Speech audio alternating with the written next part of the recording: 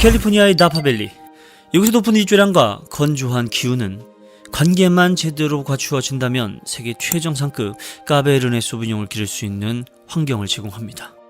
그리고 이러한 조건들이 매해 크게 바뀌지는 않다 보니까 꾸준히 좋은 퀄리티의 와인을 생산할 수가 있죠.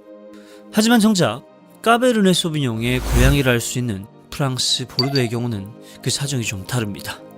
이곳의 기후는 매 변동성이 워낙 심하다 보니까 빈티지에 따른 품질의 편차가 큰 편이고요. 그래서 이를 극복하기 위해서 품종 블렌딩이라는 방법을 오래전부터 보르도는 사용해 왔었죠. 그런데 이러한 품종 블렌딩으로도 해결이 안 되는 지역이 하나 있습니다. 쌍파뉴. 프랑스 와인 생산 북부 한계선에 위치한 쌍파뉴 지역은 너무나도 춥고 너무나도 기후변동이 심한 지역입니다. 그래서 이곳은 품종 블렌딩은 기본이고 여기에 여러 해 와인을 섞어서 제조하는 빈티지 블렌딩까지 사용하고 있는데 이것이 바로 넘빈 샴페인이죠. 그런데 이렇게 해마다 퀄리티의 차이가 심하다는 이야기는 안 좋은 빈티지도 있겠지만 좋은 빈티지의 와인도 있다는 겁니다. 자, 그렇다면 이 좋은 빈티지의 와인만으로 샴페인을 만든다면 어떨까? 빈티지 샴페인. 안녕하세요, 오버추어입니다. 자, 오늘은 지금까지 길고 긴 이론편을 진행하다가 잠깐 쉬어가는 의미로 바로 오늘 시음을 진행하게 될 겁니다. 자, 그런데 제가 좀 특별한 샴페인을 하나 준비했어요. 바로 돈페리뇽의 P2입니다. 제가 지난 시간에 샴페인의 품질을 결정하는 아주 중요한 요소로 리숙성에 대해서 이야기했던 것 기억하시나요? 보통 넘빈 샴페인을 기준으로 하면 한 2년 정도의 리숙성을 진행하지만 이걸로는 부족하다. 총 3년 정도의 리숙성은 거쳐야 한다고 하면서 제가 샴페인을 추천드렸었습니다. 자, 그런데 오늘 이야기하는 이 빈티지 샴페인은 3년이라는 리숙성 기간이 최소입니다. 보통은 한 5년 정도의 리숙성을 하고 일반적인 돈페리뇽이나 아니면은 그랑 끼베 같은 대략 한 30만원 이상의 샴페인들 같은 경우에는 한 7에서 8년 정도 리숙성을 진행해요. 자, 그렇다면 오늘 마실 이 P2는 얼마 동안 리숙성을 진행할까? 15년. 자, 이 15년이라는 기간, P2와 비슷한 급의 다른 샴페인들과 비교를 해봐도 굉장히 긴 최대치의 기간입니다.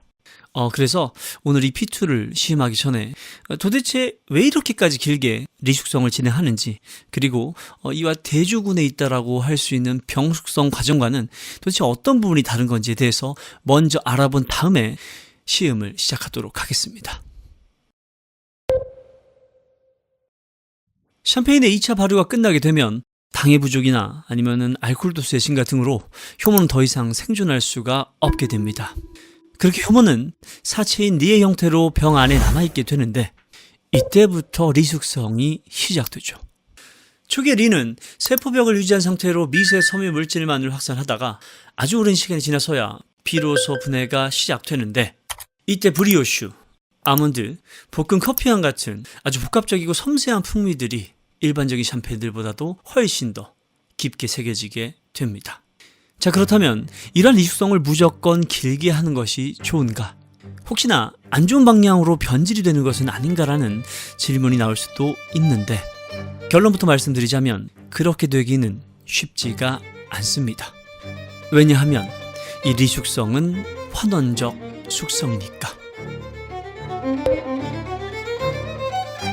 숙성 중인 샴페인에는 잔존하거나 추가로 유입된 산소들이 있을 수 있습니다. 그렇게 되면 당연히 샴페인의 산화가 진행될 것 같지만 그렇지가 않습니다. 왜냐하면 바로 이 리가 산소와 결합을 하게 되면서 산화를 방지하기 때문이죠. 바로 이것을 리덕티브 에이징, 그러니까 환원적 숙성 상태라고 이야기하며 덕분에 초장기간의 숙성임에도 불구하고 샴페인은 신선한 상태를 유지할 수가 있습니다. 반면에 병숙성의 경우에는 이 산화를 방지해 줄 수 있는 리가 없다 보니까 산화적 숙성이 될 가능성이 높습니다. 게다가 거의 샴페인의 마무리 공정이라 할 수 있는 대구 주몽을 한 후에 도사주라고 해서 일정량의 당을 추가하게 되는데 이때 추가되는 당과 와인의 잔존에 있는 아미노산이 만나게 되면 바로 마이야르 반응이 일어나게 됩니다. 그리고 이 마이야르 반응은 또 다른 결의 풍미를 부여하기 때문에 내수성과는 또 차별되는 부분이라 할 수 있겠죠. 자, 이렇게 오늘 두 숙성의 차이점에 대해서 나름 알아봤는데, 하지만 정작 우리가 궁금한 것은 이렇게 정성을 들여서 만든 값비싼 P2가 과연 그만한 값어치를 하는가일 겁니다. 제가 과거에 공이 빈티지 돈페리뇽을 마셔본 적이 있습니다. 물론 좀 시간이 지났고, 그리고 정확한 시음 노트까지는 제가 기억이 나지 않지만, 아마도 오늘 마시는 이 P2와 빈티지 같기 때문에 어느 정도는 제가 비교해서 말씀드릴 수는 있을 거예요. 자, 그럼 이제 P2 시음 시작하도록 하겠습니다. 샴페인 오픈.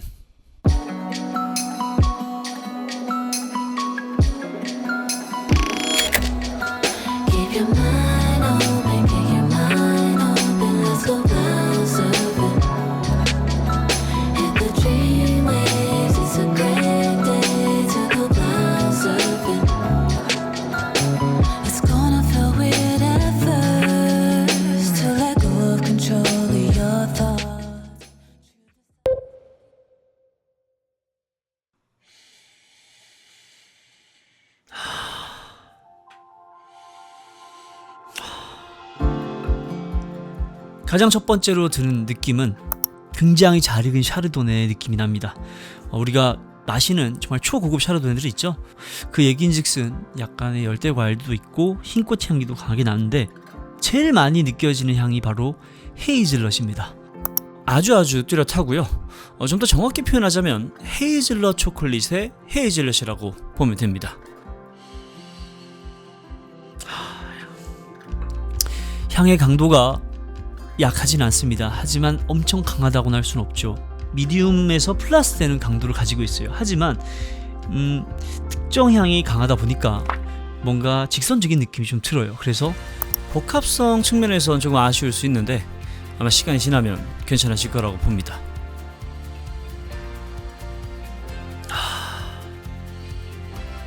제가 아까 얘기했던 젖은 돌의 느낌, 제가 정말 좋은 샴페인을 마실 때 정말 제가 너무너무 좋아하는 그 비가 왔을 때 그 돌담에서 나오는 비에 젖은 돌의 느낌이 너무 좋아요. 제가 진짜 좋아하는 캐릭터인데 확실히 시간이 지나면서 그런 느낌들도 꽤 잘 납니다.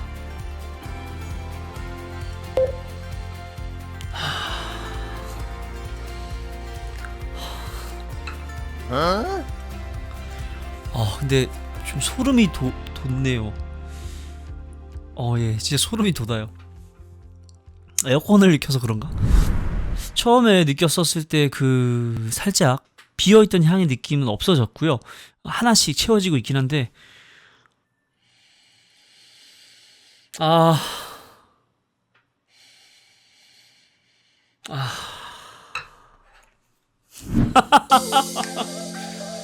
이게 말이 되나? 진짜 계속 소름. 오버하는 게 아니에요. 물론 이거보다 더 맛있는 샴페인도 있겠죠. 근데 제가 먹은 샴페인 중에서는 얘가 제일 소름이 돋습니다. 맛있다가 아니라 그냥 소름이 돋아요. 뭐지?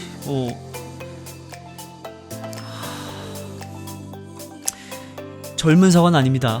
확실히 조린 사과인데 제가 좀 불편해하는 조린 사과들이 있어요. 갈변한 느낌이 너무 강한. 그런데 이 P2는 조린 사과의 느낌이 매우 고급지게 나다 보니까 그러한 불편함은 전혀 없습니다.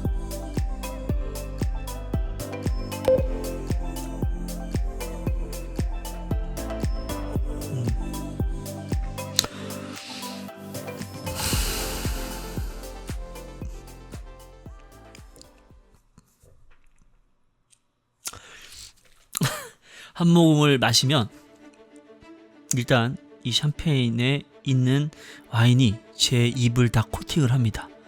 마치 캔디 혹은 시럽으로 다 코팅하는 것처럼 입 전체를 코팅을 해주고요. 그 상태에서 입에 머금었던 와인이 향을 뻗습니다. 가장 특징적으로 느껴지는 거는 정말 마치 제가 아몬드를 빻아서 입에 털어놓은 듯한 정도로 무겁게 느껴지는 견과류의 느낌인데 그게 혀에 닿지 않고요. 왜냐? 아까 말했던 입에 코팅을 했으니까.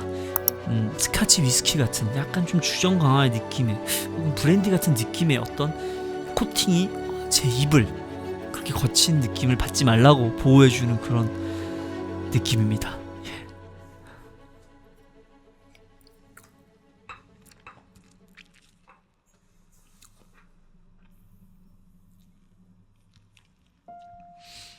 산도와 당도의 밸런스는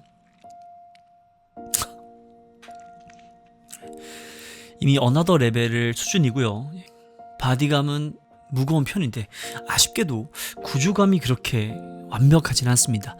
역시 말씀드렸지만 이 와인은 시간이 좀 필요합니다. 한 5년 정도면은 그래도 좀 그럴싸한 구조감을 갖추지 않을까 생각하는데, 그렇다고 해서 지금 마시는 게 별로냐? 그건 아닙니다. 제가 아까 향을 맡았을 때 그 제가 소름 돋는 모습 보셨죠? 연기 아닌 게 아닙니다. 제가 알마비바 영상 촬영 거 보면은 알마비바를 제가 별로 선호하지 않는 것도 있지만 와인을 시음한 내내 그렇게까지 막 감동하는 부분이 없습니다. 그냥 단편적으로 이런 향이 난다, 저런 향이 난다라만 분석을 하지 막 느끼는 그런 부분이 별로 없어요. 그런데 얘는 아직도 지금 코팅되어 있습니다. 제 입 안은. 어떻게 이럴 수가 있을까?